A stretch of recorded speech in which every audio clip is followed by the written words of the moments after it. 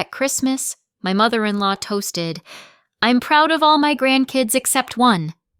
Then she pointed at my 9-year-old. People laughed like it was normal. My daughter fought tears. My husband didn't laugh. He set a thick folder on the table.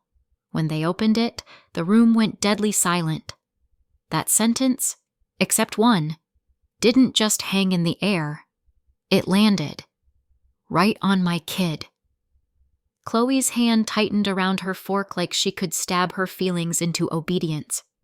She'd been doing that thing she does when she's trying really, really hard not to cry in front of people. Blinking too much, breathing too shallow, staring at her plate like it might offer a trap door out of the room. I reached for her knee under the table. A small squeeze. Code for, "I'm here. You're not alone."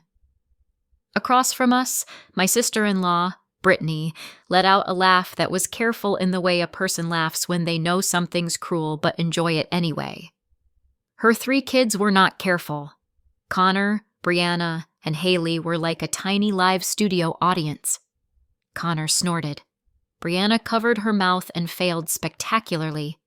Haley leaned forward like she wanted to see Chloe's face better, like humiliation was a show and she'd paid for good seats. My father-in-law, William, did the thing he always did when Margaret got mean in public. A soft chuckle, eyes down, pretending it was all harmless. A man who could watch a child get singled out and still find the nearest exit ramp into neutrality. Margaret, my mother-in-law, stood there with her champagne glass raised, perfectly pleased with herself. Holiday earrings, red lipstick, that look she wore like a crown. I run this room. And for one awful second, she let the pause stretch before she said, "except one," like she'd wanted the moment of hope first. Like she'd wanted Chloe to brighten, just a little, so she could crush it properly. Because Chloe had brightened. I saw it. When Margaret started, "I'm proud of all my grandkids."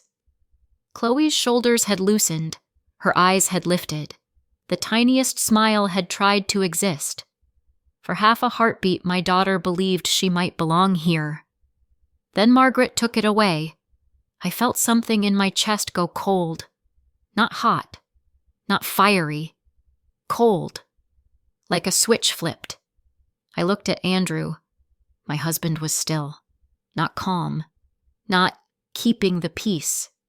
Still in the way a body goes still, right before it does something it can't take back. Andrew grew up in this house. He knew the rhythms, the rules, the unspoken hierarchy. Brittany was the golden child, Margaret's favorite, the one who did everything right, the one who got praised for breathing. Andrew was not that.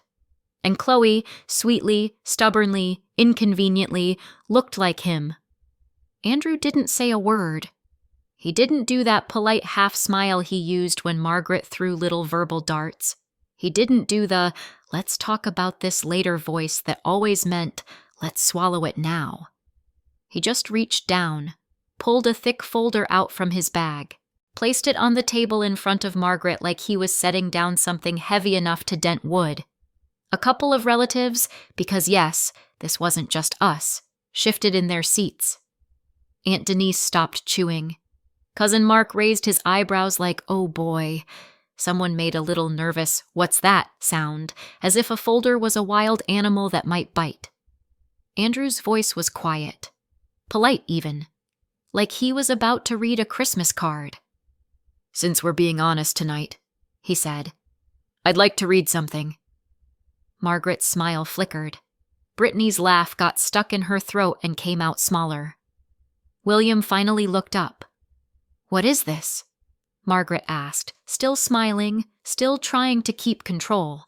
Her tone said she expected Andrew to fold. "Apologize. Get back in line." Andrew didn't answer. He slid the folder closer. Margaret, for one proud, stupid second, looked like she thought it might be something sentimental. A tribute. A letter. A family speech. Then Brittany reached over, too fast, too familiar, and flipped it open like she owned everything on that table. The first page flashed. I didn't see the words. Not really. Just blocks of text. Highlighting. A line of numbers. Brittany's face changed anyway. It wasn't dramatic. No gasp. No scream. Just the color draining out of her like somebody pulled a plug. Connor's grin died. Brianna stopped mid-laugh. Haley's mouth fell open just a little, like her brain couldn't decide whether to keep being mean or start being scared. Margaret leaned forward. William's hand froze on his glass. For a moment, the room was so quiet I could hear the heating vent click. Margaret's eyes moved across the page. Her lips parted. Her smile broke. Not like a crack, like a snap. And then she looked up at Andrew with a kind of panic she'd never allowed herself to show in front of family. "What is this?" she said again, but this time it wasn't a question. It was a warning. Andrew's face didn't change. He looked down at the folder, then up at Margaret, and the way he said, "I'm going to read it," was so calm it made my skin prickle. That was the moment the room stopped being Christmas dinner and started being something else entirely. Something with consequences. And Chloe, my sweet, brave kid, lifted her eyes from her plate and looked at her dad like she could feel the power shifting even if she didn't understand why. If you're picturing this as a sudden explosion out of nowhere, I wish. The truth is, the fuse had been burning for years. It just burned quietly, like those cheap candles that look festive and smell like warm vanilla family trauma. At first, it wasn't dramatic. It was deniable. The kind of thing that makes you feel crazy because you can't quote it cleanly. Margaret didn't say, "I hate your daughter." She said things like, "She's sensitive," with a polite little sigh, like Chloe was a difficult appliance. She didn't say, "I don't care about Chloe."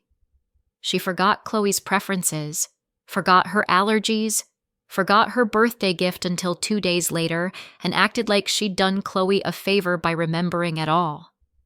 Meanwhile, Brittany's kids were praised for everything. Connor burped. "Boys will be boys." Brianna rolled her eyes at an adult.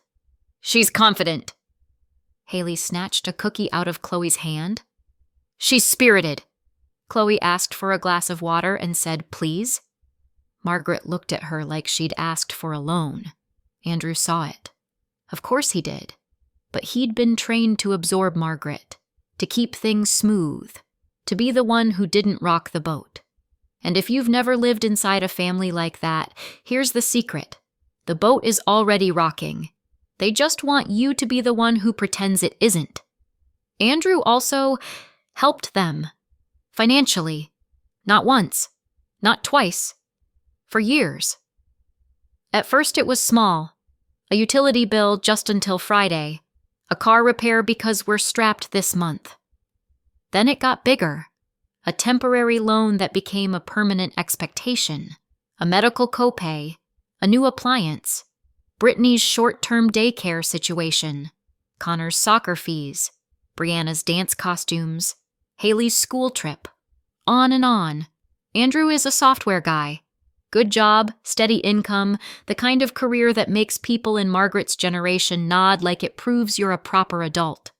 So Margaret treated him like a wallet with a pulse. And Andrew paid. Because he kept thinking, if I'm useful, they'll be kinder. If I'm generous, they'll stop calling me difficult. If I just do enough, it'll feel like love. It never did. I'm a lawyer, not the dramatic courtroom kind. The boring contracts and paper kind. The kind where you learn that people hide things in plain sight because most of us don't read past the first paragraph. So when Andrew started quietly mentioning the money, how often, how much, I did what I always do. I asked questions. Not accusatory. Practical. Do you have the receipts? Is it written down? Is it always you? Do they ever pay you back? Andrew would shrug and say, "It's family." That phrase is a magic spell. It makes adults hand over money and swallow pain like it's medicine. Then Josephine died. Josephine was Andrew's grandmother. Margaret's mother. The person Margaret liked to reference when it made her look good. Josephine would never approve of that. Josephine believed in family. But Josephine, when she was alive, had been kinder to Andrew than Margaret ever was. Josephine saw him. She didn't need him to be Brittany to count as valuable. And Josephine adored Chloe. Chloe used to sit on Josephine's couch with a book while Josephine hummed and knit and pretended she wasn't watching Chloe like she was something precious. Josephine called her my little bright thing. She asked Chloe questions and listened to the answers. Radical behavior, really. When Josephine passed, there were the usual family murmurs about the estate and what's left. Margaret did the talking. She always did. "There isn't much," Margaret said. "It was all medical expenses. You know how it is." Brittany nodded like she'd already moved on. William made a sympathetic noise. Everyone acted like that was the end of the conversation. Andrew didn't fight it. Not then. But afterward, little things didn't add up. A comment. A slip. Margaret getting weirdly defensive when Andrew asked a simple question. Brittany answering too fast with, "It's handled," like the conversation itself was the problem. And the requests for money didn't vanish, but they changed. They came less often, spaced out, dressed up as casual, like someone trying to look normal after they'd already moved something heavy behind the curtain. What did get bolder wasn't the asking. It was the attitude. The warmth went thin. The jokes got sharper. And Chloe stopped being quietly ignored and started being noticed, in that deliberate way that makes a child feel like she's doing something wrong just by sitting at the table. Josephine's death didn't make them careful. It made them confident, like they thought whatever they'd handled was locked away for good, and now they could say the quiet parts out loud. Andrew didn't accuse them. Not at first. He just started looking, quietly, without drama, the way a person does when they don't want to believe what they might find. I helped with the boring parts, organizing what we already had.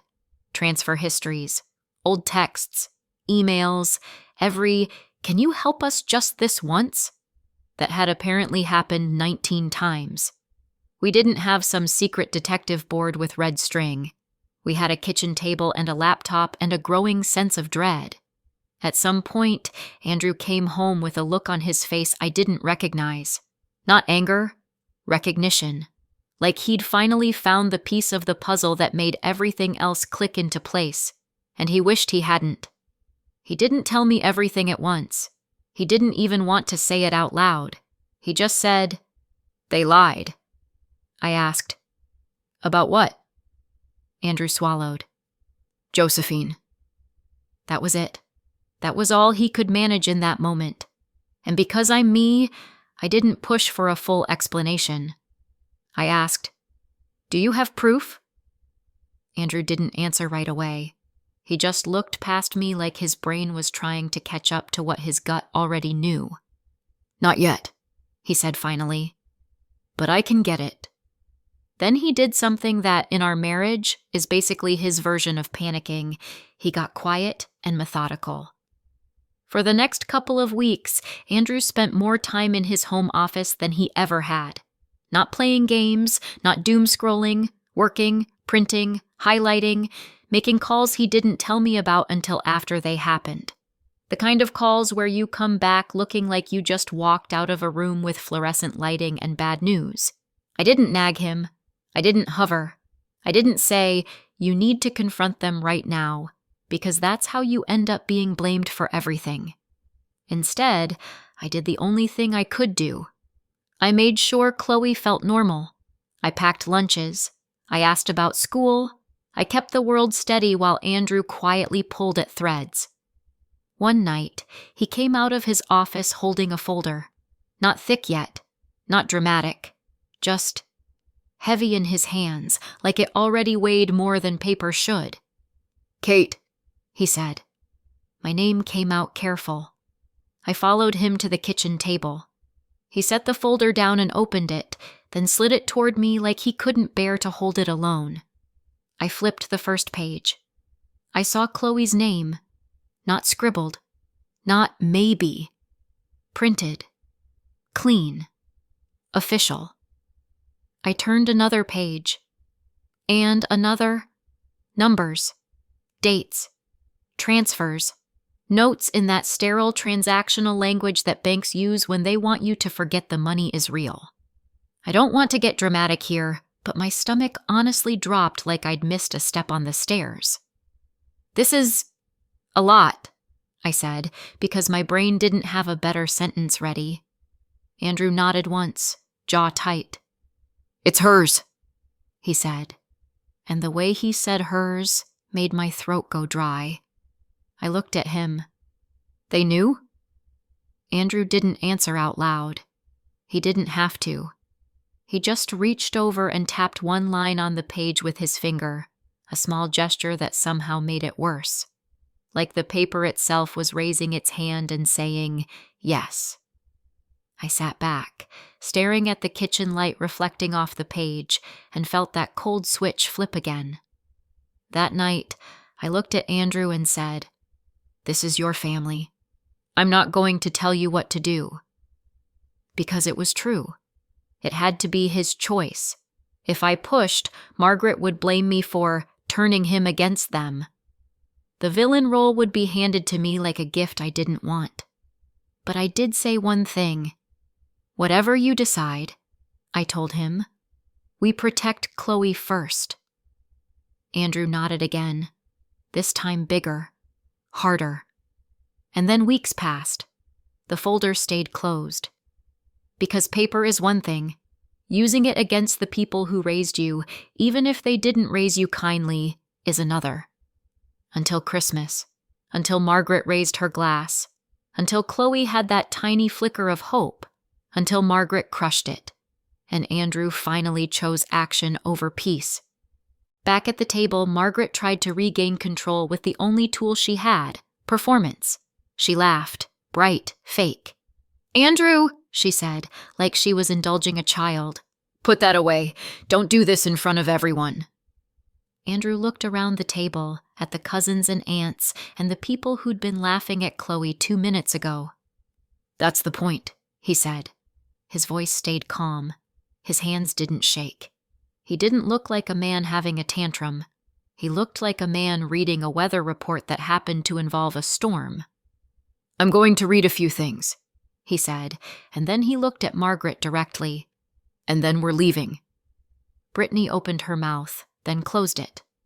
William cleared his throat. Margaret's eyes darted, calculating.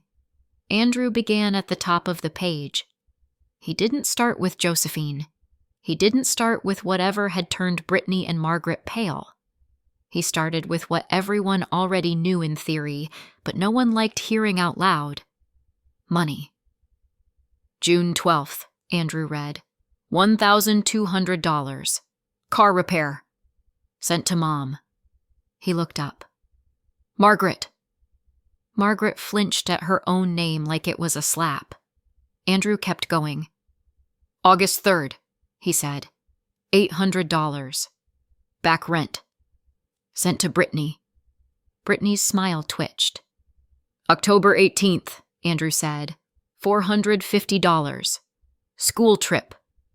He didn't narrate feelings. He didn't add insults. He just read. Numbers, dates, notes, totals. It was uncomfortable. But not shocking. Not yet. People shifted in their chairs. A couple relatives stared at their plates. Connor looked confused, like he'd expected a fun fight, not math. And I could feel it. The wave of relief from Margaret and Brittany. Like, oh, it's just this. It's just him being dramatic about helping. Fine. We can shame him for embarrassing us and then we'll move on. Margaret tried to lean into that. "This is ridiculous," she said sharply. "You chose to help."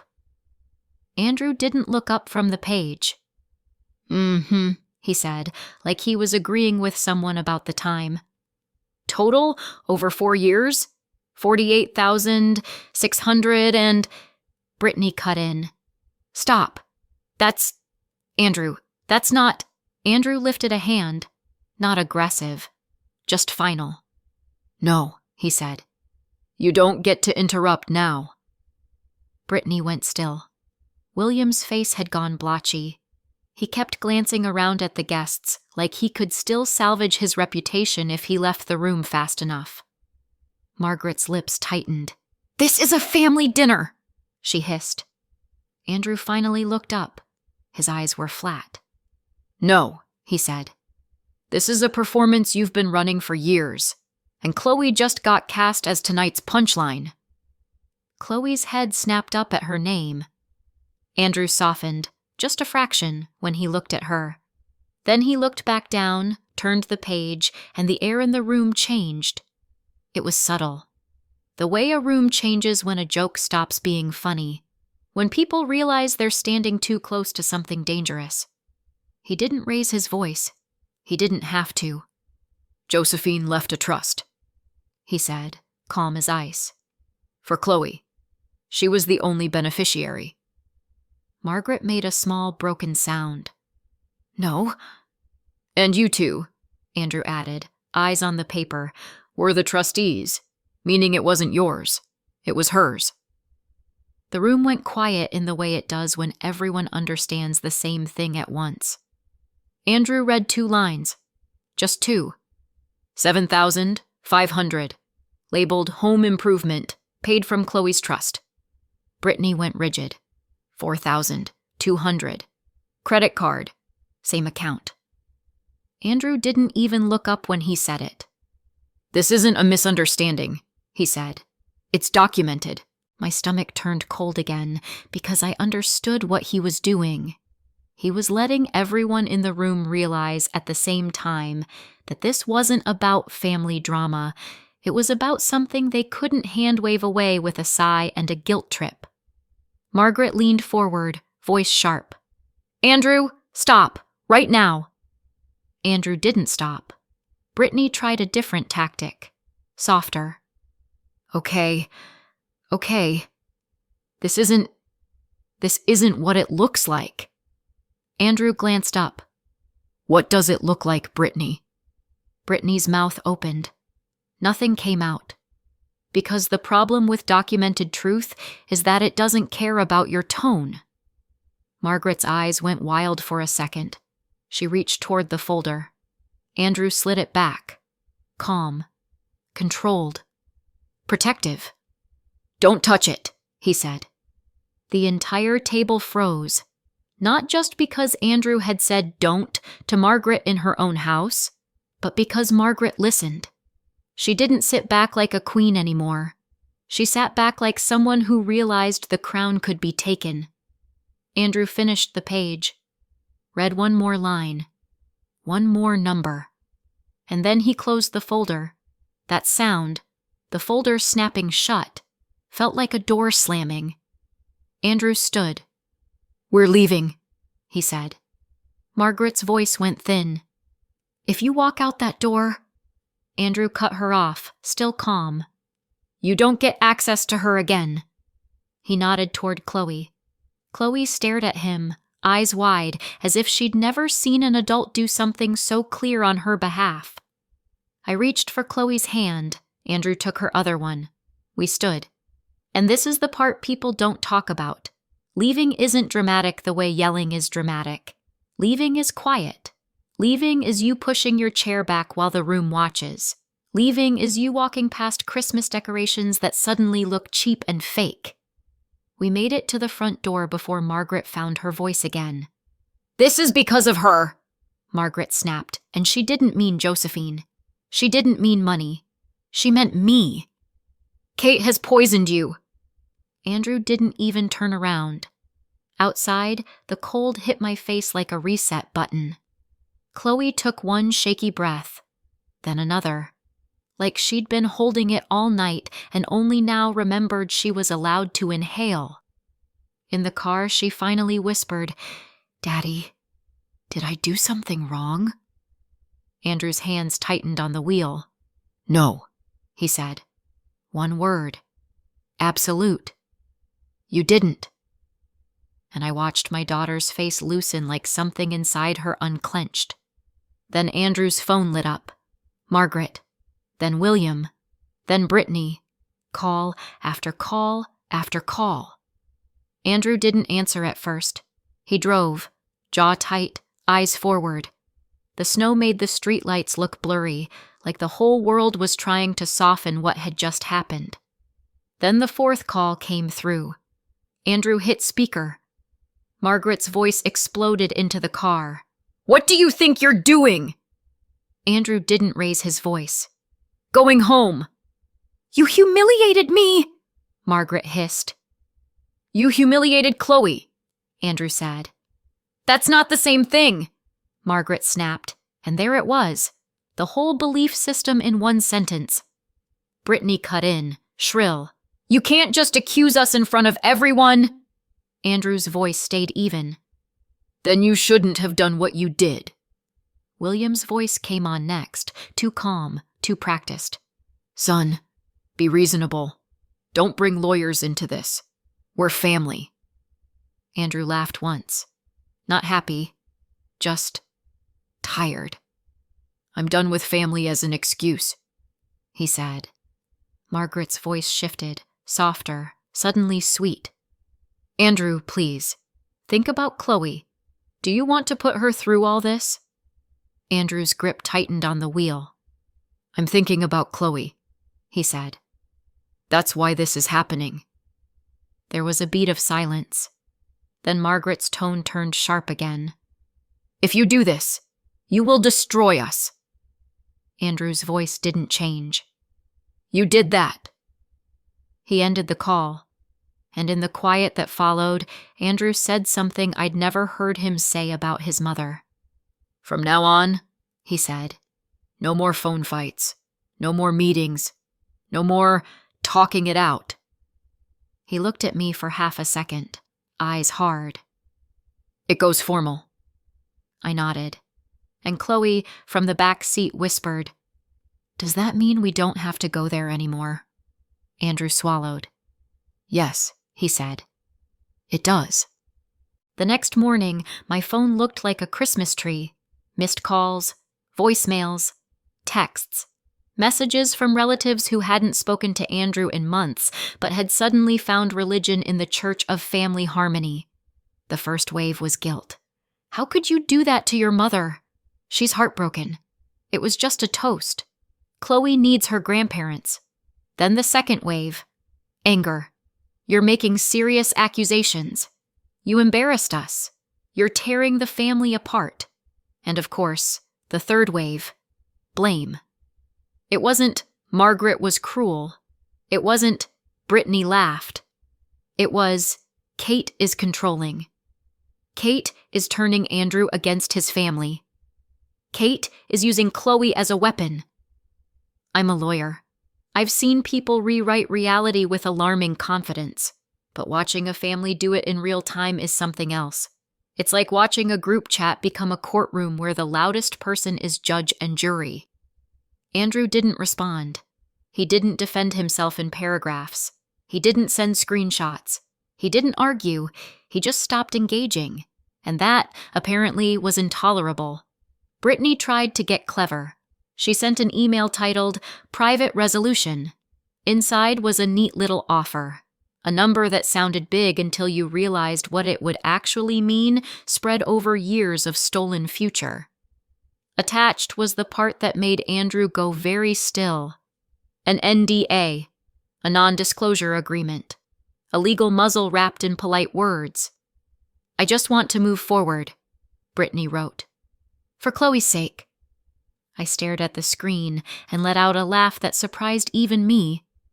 For Chloe's sake, I said out loud. They're really going to use her name like a shield. Andrew read it once, then again. Then he handed me the phone without speaking. I didn't need to be in their legal lane to understand what they were doing. They weren't offering peace. They were offering a payoff for silence. Andrew's reply was one sentence. No! Then he forwarded the email to the attorney we hired, Ms. Lawson. Ms. Lawson was calm in the way you want a person to be when your life is on fire. She didn't gasp. She didn't make it dramatic. She just asked for documents and timelines and said things like accounting and trustee duties in plain English. "Here's what matters," she told us. "This isn't about family feelings. It's about money held for a child. And the question is simple. Where did it go?" That was the only legal framing we needed. Margaret and Brittany tried pressure next. Aunt Denise called me just to talk, which is always a lie. "Kate," she said, voice syrupy, "you have to understand. Margaret is old-fashioned." "Margaret is 58, I wanted to say, not 82. Instead I said, "This isn't about old-fashioned. This is about Chloe." A pause. Then the real reason slid out. "But do you really want to do this?" Aunt Denise whispered. "To family?" I looked at Chloe coloring at the kitchen table, tongue sticking out in concentration, trying to rebuild her sense of safety one crayon stroke at a time. "They already did it to Chloe," I said. "We're just not pretending anymore." Margaret's messages changed tone as soon as she realized guilt wasn't working. First she begged, then she threatened, then she begged again, then she tried concern. "I'm worried about Andrew," she texted. "This isn't like him." It was like him. He'd just finally stopped aiming it inward. The smear campaign didn't go public. It went family public.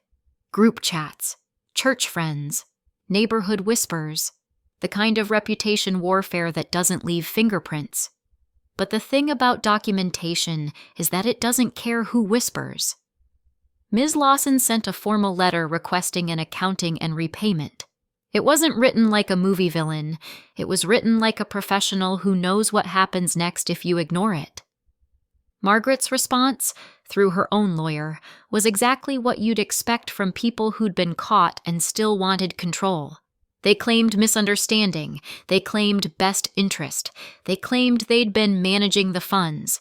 They offered a new settlement, higher than the first, still insulting, with a new NDA.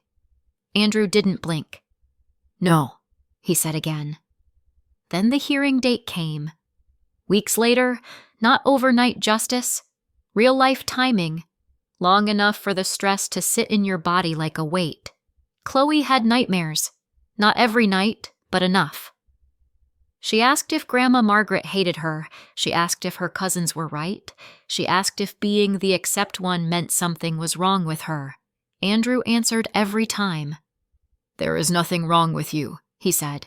"There is something wrong with them." Court was not dramatic the way TV makes it dramatic. No surprise witnesses. No gasps. Mostly paperwork and adults trying to sound reasonable. But there was one moment that felt like oxygen. Ms. Lawson laid out the numbers and the paper trail in a way that was impossible to talk around. She didn't insult Margaret. She didn't rant about family cruelty. She simply showed what money existed, what it was meant for, and what happened to it. The judge didn't look impressed.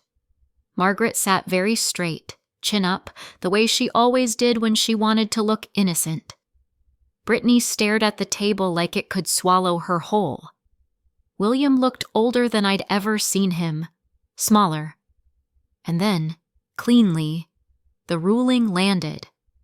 Repayment ordered. Accounting required. Chloe's funds restored.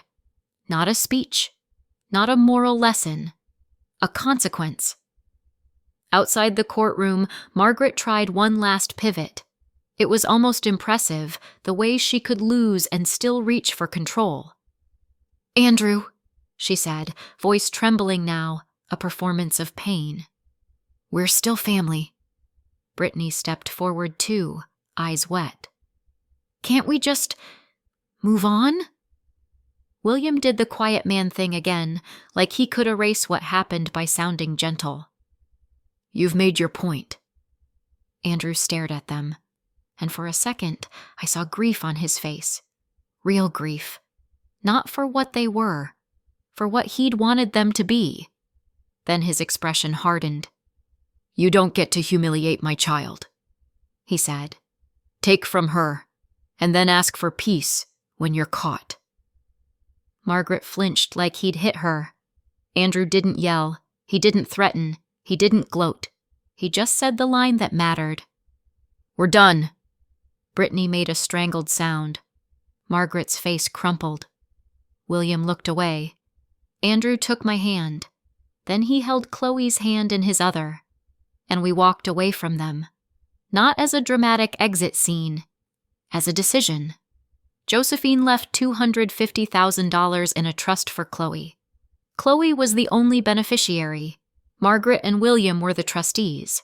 By the time we found it, only $78,400 was still there. The rest, $171,600, was gone. Not spent on Chloe, spent on family expenses, credit cards, and repairs that magically never involved the child whose name was on the trust. The judge ordered them to repay the $171,600 plus interest and attorney's fees. By the time everything was finalized, the number they owed landed just under $200,000. They didn't have it. So they did what people do when consequences finally show up with a due date. They started selling things. Brittany's shiny SUV disappeared first. Margaret and William took out a loan against their house. Nobody called it stealing anymore. They called it stress and hard times. I called it repayment. Chloe's trust was restored. Fully. Quietly. A balance on a screen that finally looked like a future again. And then we went no contact for real. Not taking space. Not we'll see. No calls, no visits, no surprise drop-ins, no holidays spent bracing for the next joke. Anything that mattered went through Ms. Lawson. Everything else was silence. Later that year, a Christmas card showed up anyway. Margaret's handwriting, cheerful like nothing had happened. Andrew didn't open it. He tossed it straight into the trash. Chloe saw him do it. She watched for a second, then asked, small and careful, "Is Grandma Margaret still mad at me?" Andrew didn't hesitate. "Chloe," he said gently, "Grandma Margaret is mean." No rage. No speech. Just the truth, finally said like it wasn't Chloe's job to fix. Chloe blinked, thought about it, and nodded like something clicked into place. "Oh," she said. "Okay." And that was the moment I didn't know I'd been waiting for, the moment my daughter stopped treating herself like the problem. So what do you think? Did we go too far or not far enough? Let me know in the comments, and subscribe if you want more stories like this.